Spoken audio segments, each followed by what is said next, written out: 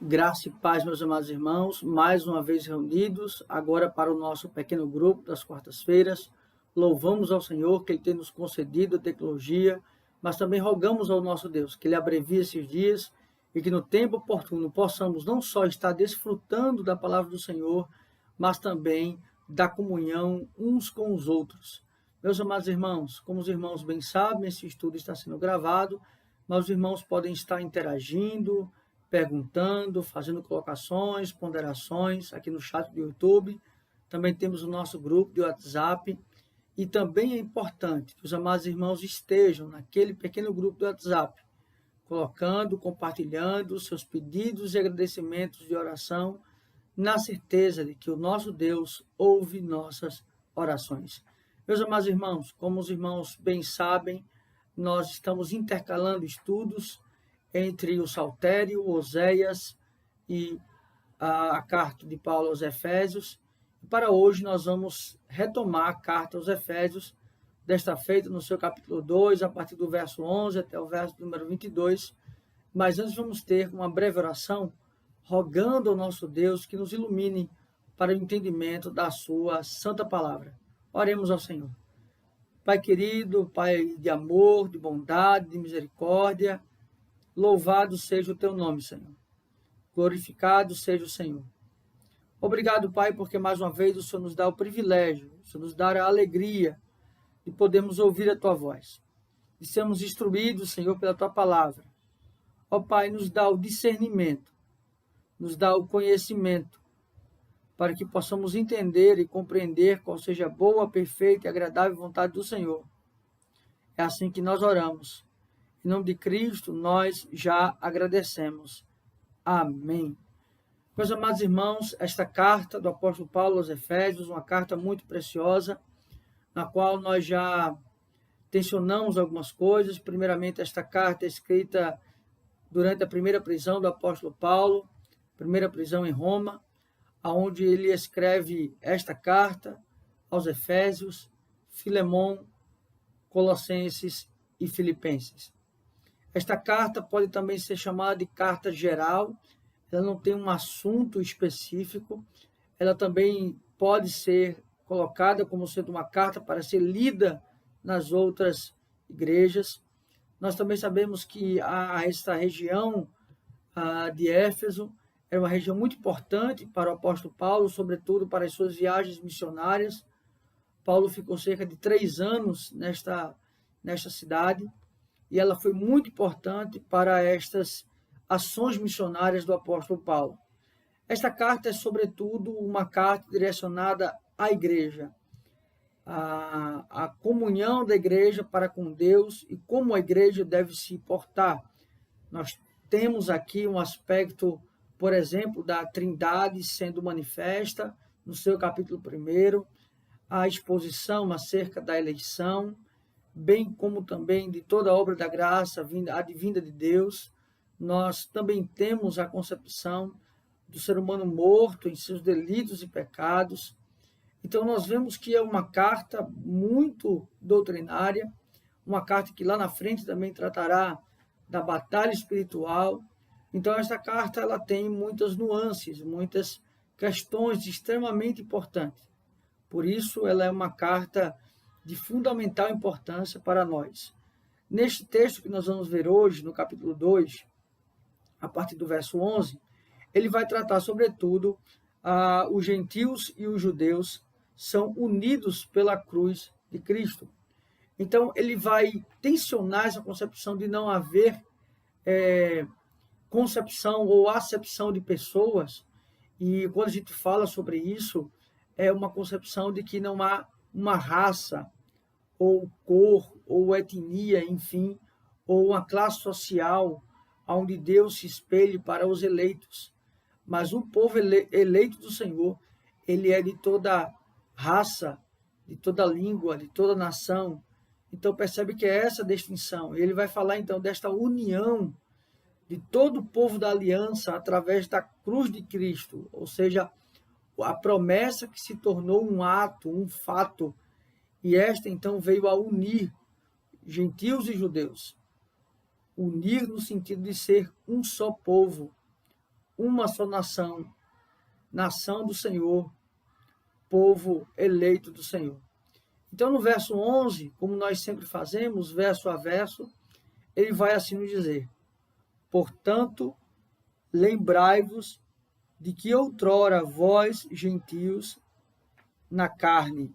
Aqui ele vai, então, utilizar o portanto, primeiramente para trazer uma ideia de conclusão, mas é como se fosse uma adição àquilo que já foi proposto, e agora eu irei concluir, mas é uma ideia de amarração da ideia. Porque o que ele falou anteriormente? Ele fala que pela graça sois salvos mediante a fé, isso não vem de vós, é dom de Deus, não de obras, para que ninguém se glorie, né? Então, ele está tratando aqui sobre a concepção de que tudo advém do Senhor, toda esta obra vem do Senhor, e para quem, então, está direcionada esta obra? Ele também sempre traz um aspecto reflexivo da situação e da circunstância do ser humano. Ele vai dizer, portanto, lembrai-vos de que outrora vós, gentios na carne, chamados incircuncisos por aquele que se intitulam circuncisos na carne por mãos humanas. Aqui, então, ele vai dizer a condição destes. Ele está se utilizando na terceira pessoa, na verdade, na primeira pessoa, e ele está se colocando, portanto, vós. Ele não está, na verdade, se intitulando aqui. É como se ele se colocasse, então, como judeu, e ele vai dizer para aqueles que não são judeus. Portanto, lembrai-vos de que outrora vós, gentios na carne, chamados incircuncisão. O que é interessante é que ele vai dizer como este povo via vocês. Lembrem-se de como vocês eram, incircuncisos na carne, ou seja, o ato externo. Porque o que ele mais quer enfatizar nesta carta é a concepção espiritual da relação que Deus tem com a sua igreja através do ato externo de Cristo. Então, aqui ele está dizendo, lembrai-vos de que outrora, vós, gentios, não judeus, na carne, chamados incircuncisão por aqueles que se titulam circuncisos na carne por mãos humanas. Porque a circuncisão ela era um símbolo. Ela era um símbolo de que aquele que então foi circuncidado, ele estava agora dentro da aliança, dentro do pacto. Então, a primeira reflexão que ele faz aqui é dizer, ora, há alguns que se acham incircuncisos, que se acham inclusos na aliança, mas eles vieram por mãos humanas.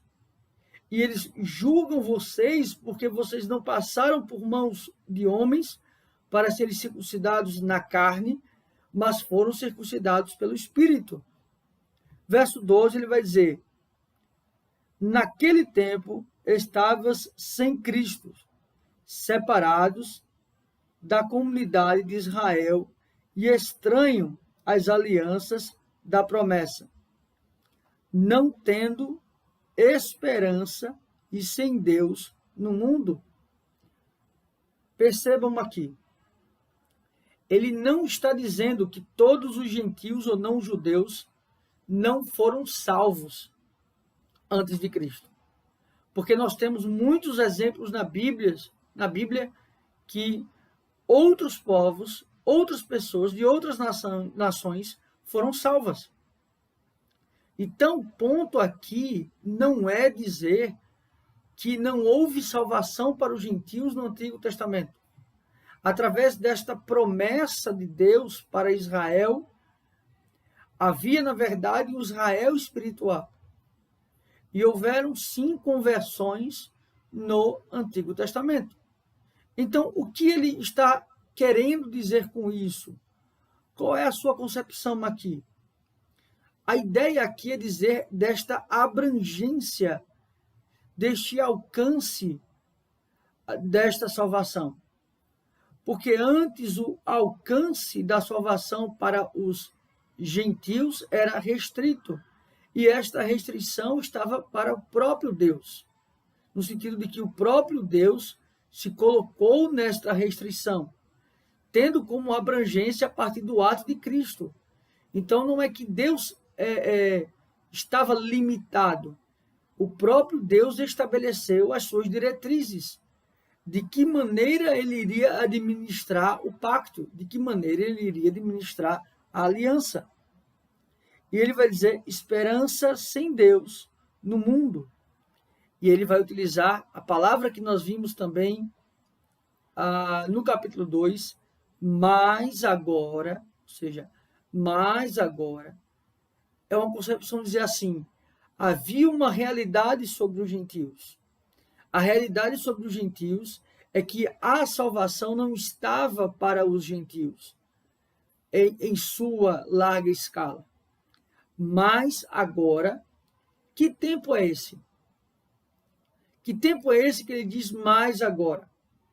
Mas, a partir do ato factual de Cristo, legal, forense de Cristo, através da obra redentora, através da expiação, através da cruz, mas agora em Cristo Jesus, ou seja, o eleito ungido em Cristo Jesus, no Cristo Jesus, dentro de Cristo, é nele que reside, é ele que é esta fonte, mas agora, nesta fonte, nesta residência, neste cofre, neste tesouro que é Cristo, vós, que antes estavas longe, fostes aproximados pelo sangue de Cristo. Vós que estavas longe, vós que na verdade estavas separados, vós que eram inimigos de Deus.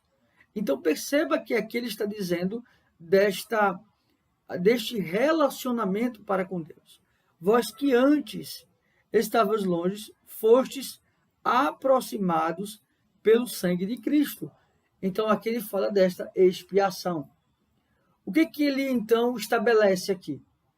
Não só a pessoa de Cristo, mas este ato agora de abrangência e de aproximação. E o que eu acho interessante é que ele usa uma passividade. Porque ele vai dizer assim, fostes aproximados pelo sangue de Cristo.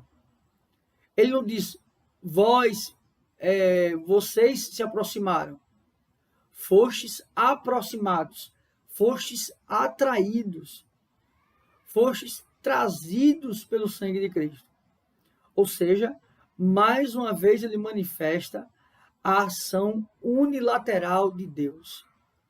É Deus quem traz, é Deus quem atrai, é Deus quem chama, é Deus quem resgata, é Deus quem redime. Então, é Deus que aproxima. Fostes aproximados pelo sangue de Cristo. Ele estabelece aqui o sangue como sendo, então, a concepção de expiação. Ou seja, é através desse sangue, desta expiação, que purifica os pecados, que foste, então, aproximados ou reconciliados. Ele vai dizer no verso 14, porque ele é a nossa paz. Aqui, justamente, ele resume isso. Porque eu afirmo a vocês, ele, Jesus Cristo, é a nossa paz. O que é a paz na Bíblia? A paz na Bíblia não é a concepção interior. A paz na Bíblia não é estar de bem consigo mesmo. Mas a paz na Bíblia é não estar em rebelião contra Deus. Porque ele é a nossa paz. Perceba que aqui agora ele volta para a terceira pessoa do plural. Ele estava na segunda do plural, e agora ele vai para a terceira. Ou seja, ele usa essa concepção, ele é a nossa paz. Antes ele falava para os gentios, e agora ele muda a forma. Ele é a nossa paz. Ele é a paz tanto dos judeus quanto dos gentios. Ele é a nossa paz. O que quer dizer isso? Ele é a reconciliação com Deus. Porque se você quer de fato encontrar a verdadeira paz, a paz reside na paz com Deus. Ou seja, não mais ser rebelde contra Deus, mas sim ser reconciliado com o Senhor. E ele vai dizer assim, o qual ambos fez, e tendo derribado a parede de separação que estava no meio, a inimizade. Então aqui ele está dizendo justamente aquilo que acontecia, porque ele está dizendo, o qual de ambos fez um, e tendo derribado a parede de separação que estava no meio. E ele vai dizer a inimizade. Ele vai falar desta inimizade entre judeus e gentios. Perceba, não é a concepção que nós entendemos como jugo desigual entre o filho da mulher e o da serpente. A ideia não é essas descendências se unirem. A ideia aqui não é esse jugo desigual. A concepção aqui não é essa. Mas muitas vezes dava-se a entender de que a salvação estava para um povo, para uma nação específica, a nação de Israel. Mas aqui ele quer deixar claro que Cristo ele é essa paz. Ele é esta paz com Deus, ele é essa reconciliação com Deus, o qual de ambos fez um, ou seja, ambos, gentios e judeus, ele fez um só povo, e tendo derribado a parede da separação que estava no meio, a inimizade, ou seja, tudo que era de divergência entre gentios e judeus é convergido em Cristo, é convertido em Cristo. Tudo que nos une é muito maior daquilo que nos separa. Ou seja, sempre o que nos une, que é a cruz de Cristo, que é a sua obra redentora, será sempre maior do que aquilo que nos separa ou do que aquilo que nos diverge. Então, Cristo é esta unidade. É aquele que une gentios e judeus. A inimizade. Ou seja, ele rompe com essas barreiras. Ele vai dizer, aboliu na sua carne a lei dos mandamentos na forma de ordenança, para que dos dois, e aí ele vai dizer, para que dos dois criasse em si mesmo um novo homem fazendo a paz. O que ele quer dizer aqui, então, nesta pequena porção do texto? Aboliu, ou seja, deu liberdade. Aboliu na sua carne, então, a liberdade do homem, a verdadeira alforria do homem está na pessoa de Cristo. Aboliu na sua carne. O que quer dizer isso? A sua obra redentora prometida desde os profetas dos antigos. Ele aboliu no seu sacrifício, sendo o Cordeiro perfeito, a lei dos mandamentos na forma de ordenanças. Aqui ele não está dizendo que a lei mosaica foi abolida, mas ele está falando da abolição, ou que essa lei ela foi abolida no seu sentido cerimonial. Ou seja, tudo aquilo que tipificava a Cristo está abolido. A lei dos mandamentos na forma de ordenança, para que dos dois criasse em si mesmo um novo homem. Ou seja, destes foram criados um novo homem, fazendo a paz. A ideia de fazendo a paz entre judeus e gentios, entre o homem e o próprio Deus.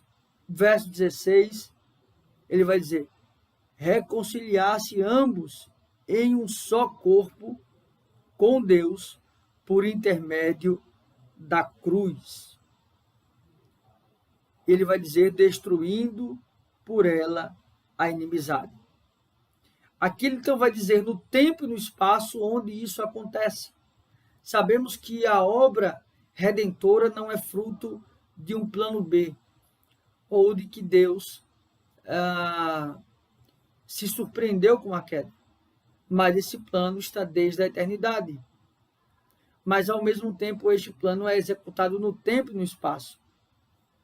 Então, ele vai se utilizar aqui de alguns aspectos e reconciliar-se ambos em um só corpo com Deus. Aqui ele está, primeiramente, subentendido que Cristo é o cabeça, e ele fala de reconciliação, porque havia uma inimizade, reconciliar-se ambos, judeus e gentios, em um só corpo, ou seja, eles são membros.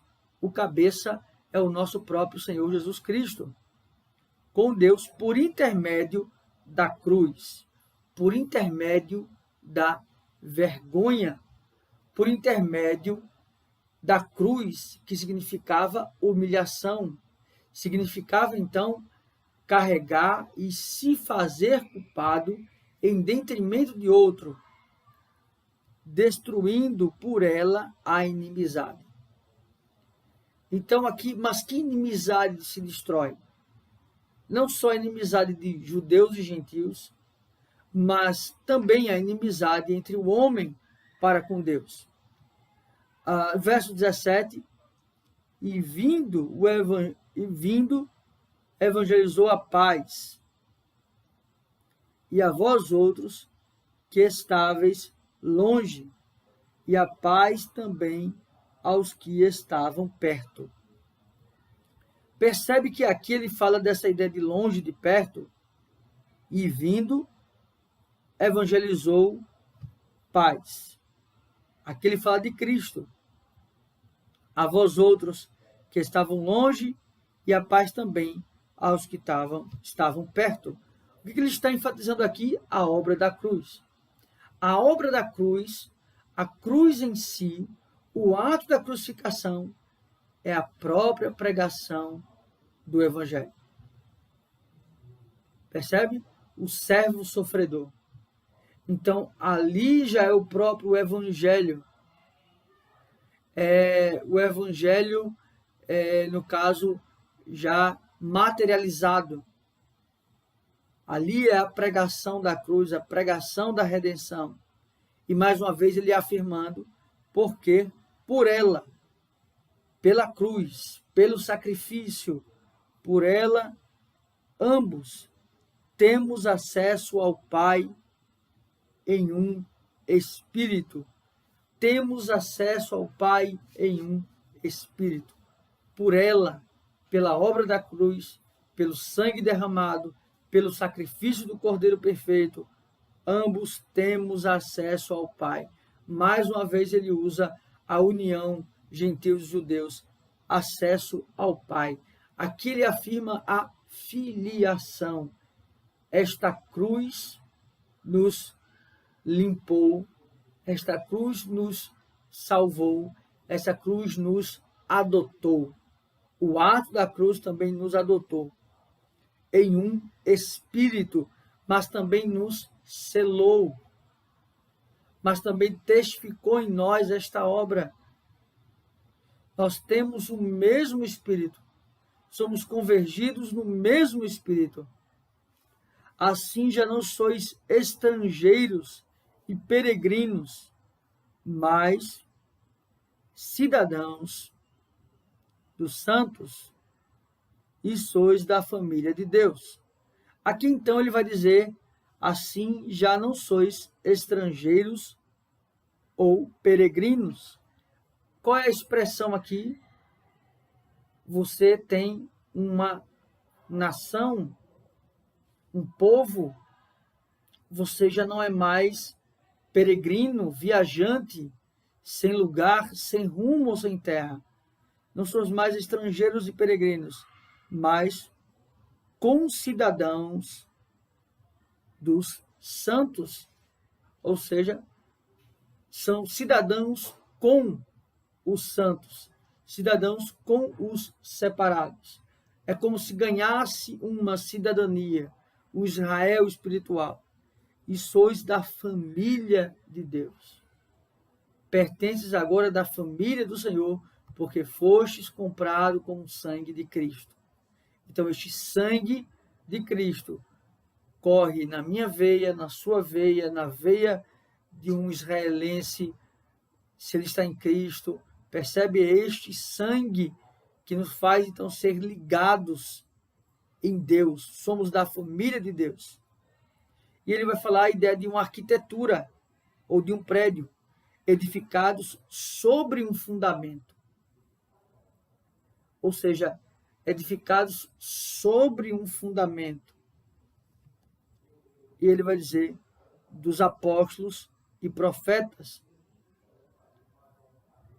Esta obra da cruz, esta obra redentora, não é algo que adveio do apóstolo Paulo, mas é algo que foi lançado, é algo que foi planejado, é algo que foi dito, é algo que foi prometido desde os antigos, desde os profetas e agora com a autoridade dos apóstolos. Então perceba que as verdades do evangelho não é algo solto, vindo de uma mente, mas é vindo de uma revelação progressiva. Ele vai dizer dos apóstolos e profetas, sendo ele mesmo Cristo Jesus a pedra angular, a pedra fundamental. Ou seja, aqui a palavra de a rocha, o alicerce, aquele lugar então inabalável. Ele é a pedra fundamental, ele também é aquele que inaugura tudo isto. Lembremos do proto-evangelho, Gênesis 3,15, verso 21, ao qual todo o edifício, bem ajustado, cresce para santuário dedicado ao Senhor.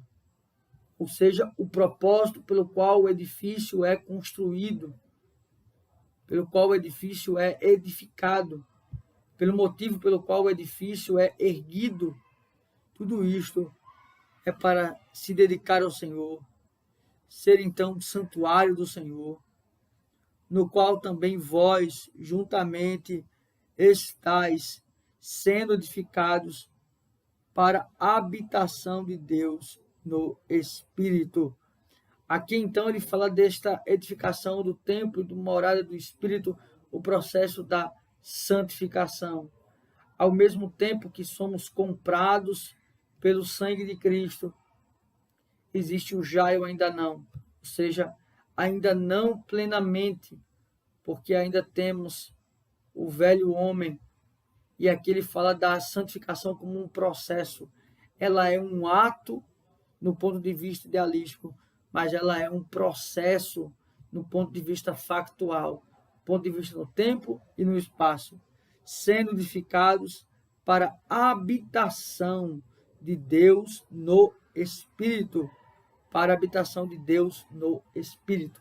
Aqui o habitar não tem a ver apenas com uma concepção de estar, mas é uma concepção de morada, de presença, habitação de Deus, ou seja, nós somos a habitação de Deus no Espírito e somos ligados a Deus, primeiramente mediação de Cristo, mas o Espírito é que testifica esta obra do nosso Senhor. Meus amados irmãos, que verdades preciosas nós aprendemos hoje e nós precisamos extrair algumas lições sobre essas preciosas verdades. Primeiramente, nós não temos não é dever nosso buscar, entender ou saber quem é salvo ou não salvo. Nós não escolhemos a quem vamos evangelizar. Precisamos pregar a palavra, precisamos pregar o Evangelho. O Evangelho é Cristo crucificado. Cristo ressuscitado, Cristo exaltado, Cristo glorificado. Nós precisamos pregar esse evangelho a toda criatura, pois quem faz a obra é Deus. Quem testifica é o Espírito Santo e quem media é o próprio Cristo. Portanto, nós precisamos fazer aquilo que nos cabe, pregar o evangelho.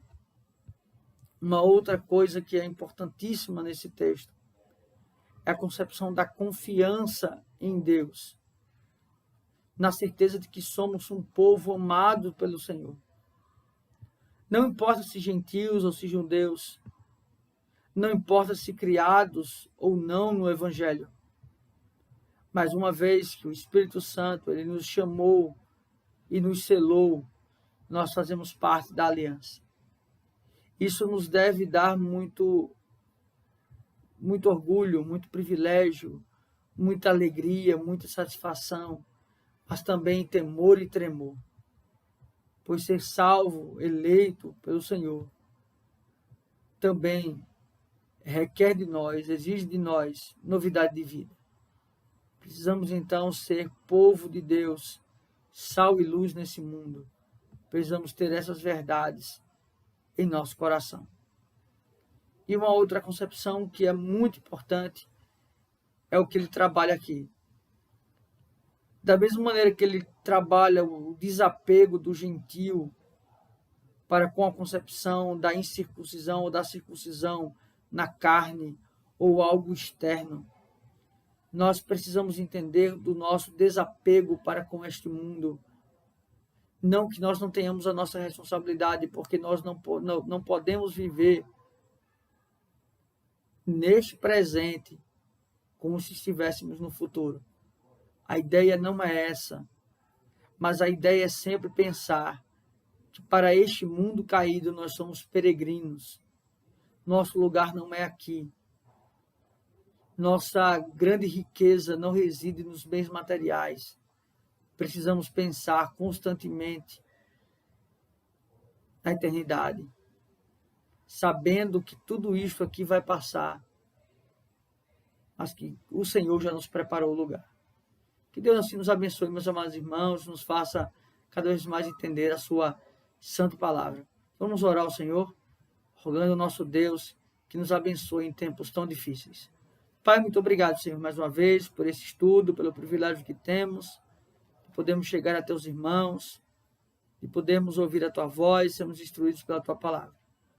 Obrigado, Senhor, pela salvação, obrigado pela cruz, pela tua cruz carregada, pela tua cruz sofrida, pela cruz também vencida, e agora, ó Pai, tu estás à destra de Deus, intercedendo por nós.